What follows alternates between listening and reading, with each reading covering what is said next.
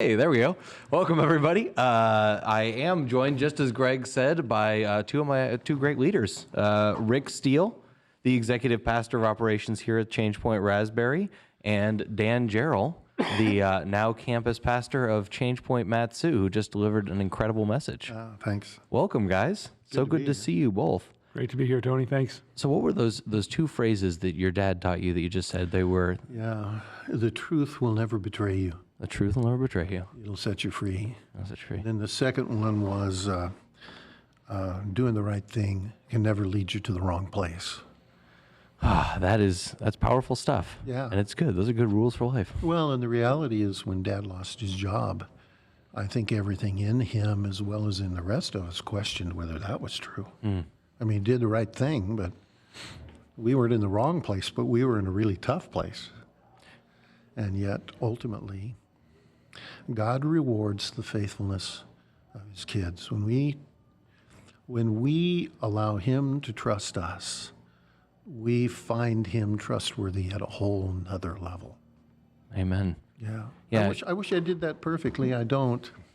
You know, there have been things that I've been faithless in my lifetime, but over time, God, I think, builds that. It's like every fruit of the Spirit, right?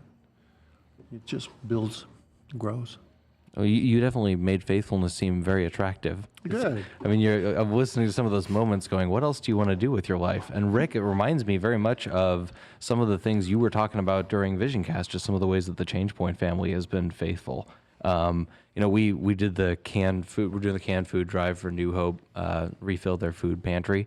And many of the families, Adam is telling us, are not bringing the food here so we can drive it over there. They're showing up with their kids or their life group and they're unloading it.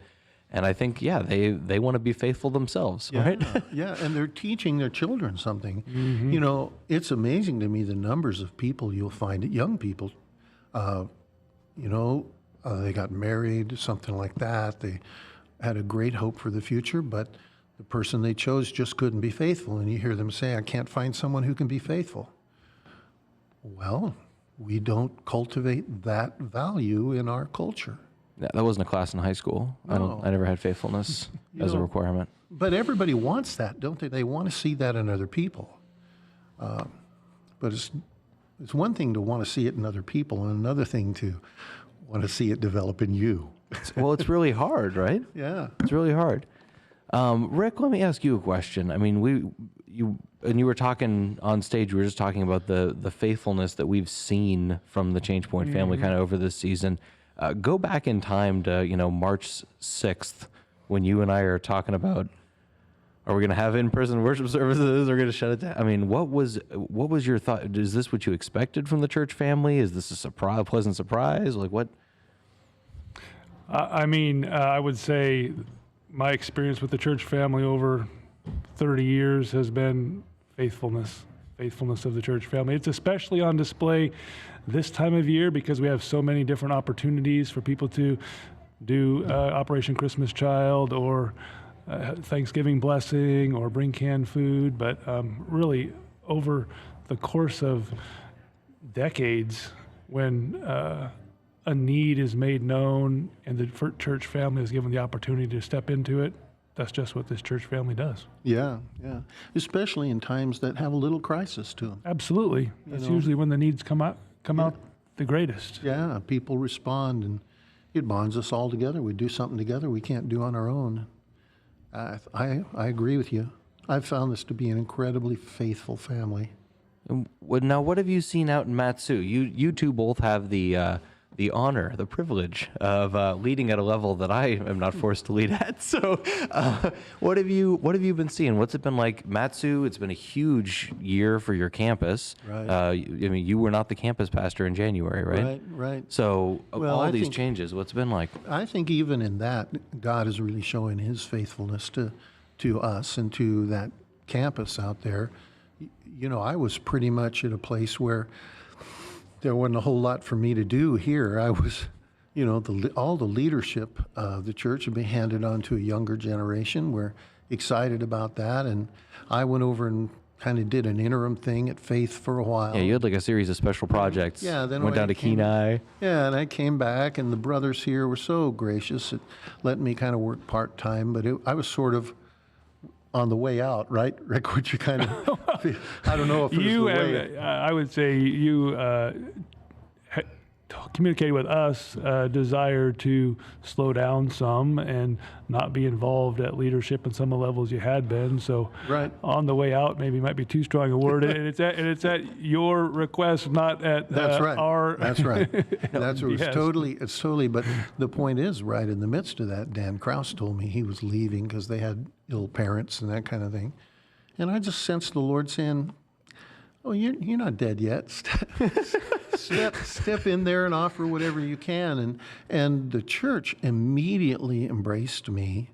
And there's some of the most faithful people there. They love that little community, and it's a small community. And for me, that's been a breath of fresh air to, be at a place where I can know the people. The Mat-Su Valley is different than Anchorage. They don't take COVID quite as seriously out there just because of the population kind of thing. But it really has affected us. We lost our place to worship because we were worshiping in a school. And that was unpredictable anyway, even without COVID. And we were looking for a place, and the Lord just led us to a little church building on about 3 acres up in Wasilla at the end of Lucille. And we were able to purchase it with the help of the ChangePoint Church here.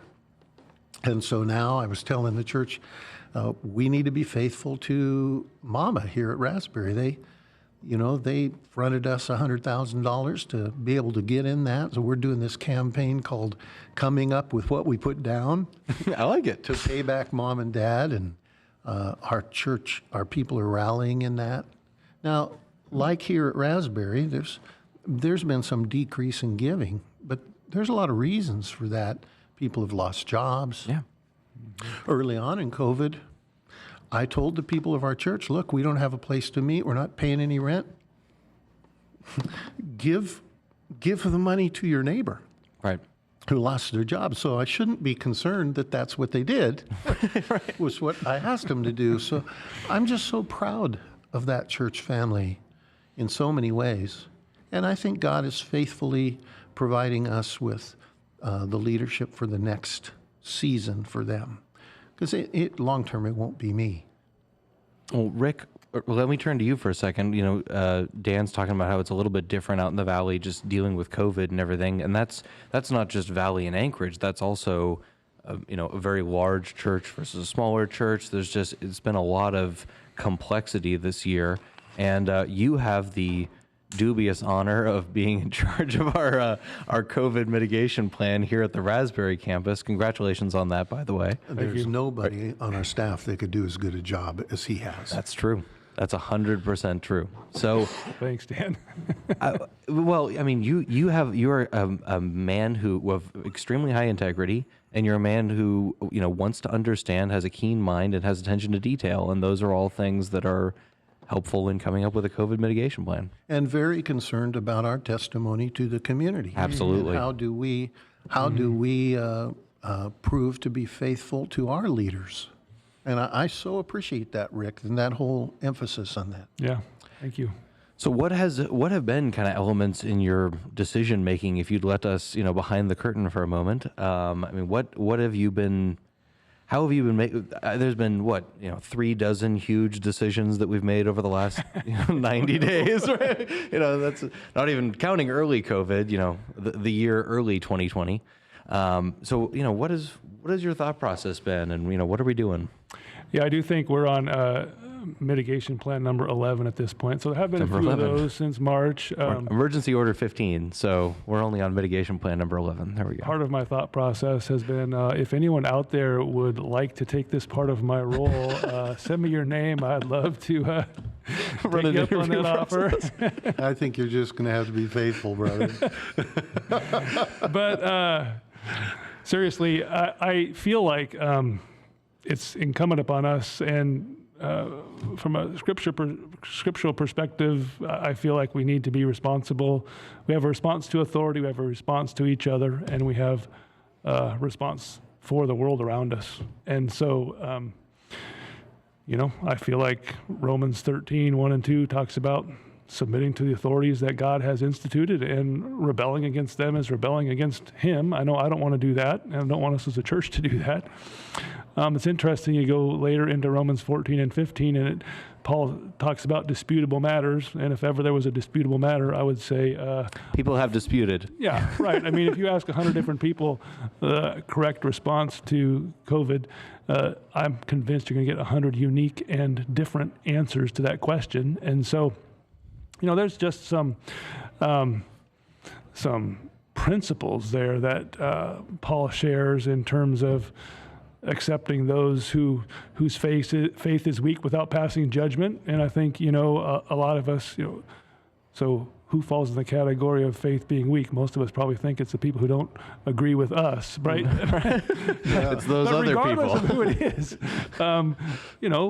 Romans talks about not passing judgment on each other. It says, verse 13 says, therefore stop passing judgment. Instead, make up your mind not to put a stumbling block in front of your brothers. Verses 19 and 20 say, let us therefore make every effort to do what leads to peace and mutual edification. Don't destroy the work of God for the sake of food or COVID, right? I mean, Masks. Right. And so I just feel like our response needs to be consistent with that to authority or to each other. And then really to the world around us. Jesus speaks about us being a light on a hill, right? And that when people see us, they glorify their Father in heaven. And if it appears to others that we're more concerned about ourselves than we are about them, man, it's going to compromise our ability to be a light. We're not going to be the type of light that we want to be. So as I kind of think through how to respond to different things, I'm trying to think through that grid of response to authority, response to each other, and response for the community around us. One of the things, Rick, that I've really marveled at in watching you lead this is, well, there are people at both poles. Mm-hmm. I mean, there's no way you can please everybody. There are people who feel like you should wear a mask in your car all by yourself. The mask ought to always be here, and that we ought not to be offering an opportunity for anybody to gather and worship. Mm-hmm. Then there are those who would argue that no, it's some kind of a civil right that we should be able to do this. And I think the idea, you can walk into this auditorium, there's tons of room for people to social distance. Allowing people to make a choice that is comfortable for them during this time, I think, is a good path. It's a wise path, but it's not one that is without receiving criticism. So I just think you've done a really, really good job with that. Oh, thank you. I appreciate that. Kathy and I were driving down the street the other day. Some of this COVID stuff is funny. We saw this advertisement on a marquee for a restaurant. It said, now hiring smiling faces. And Kathy said, well, why would that matter? You're all wearing masks. It should have said smiling eyes. Now hiring smiling eyes, smiling eyes. So, as of today, we've had some questions in the chat about, hey, is ChangePoint Raspberry still open for worship services? Do we want to do a quick rundown on, worship services and where they stand as of today? Sure. Yeah. Raspberry is open for services at 9:30, 11:30, and 6. We are asking people to wear masks. We are asking people to social distance in the auditorium. We are monitoring how many people are in the auditorium, and when it gets above kind of the threshold, it's probably about 200.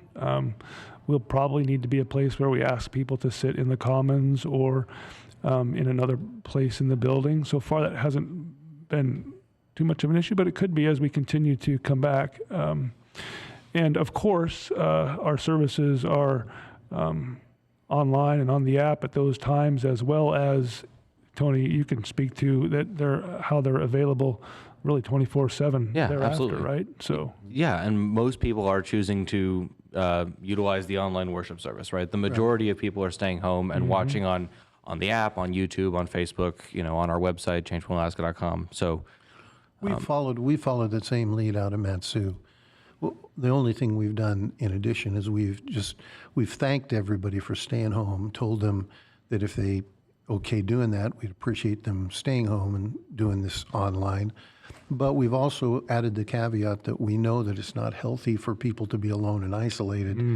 And so if you need someone, if you need to be with someone, come join us at 10 o'clock. You need to pray with someone, Right. come join us. But we ask them to wear masks and keep their distance. So far, the number of people showing up in that little auditorium has been manageable. So we'll see.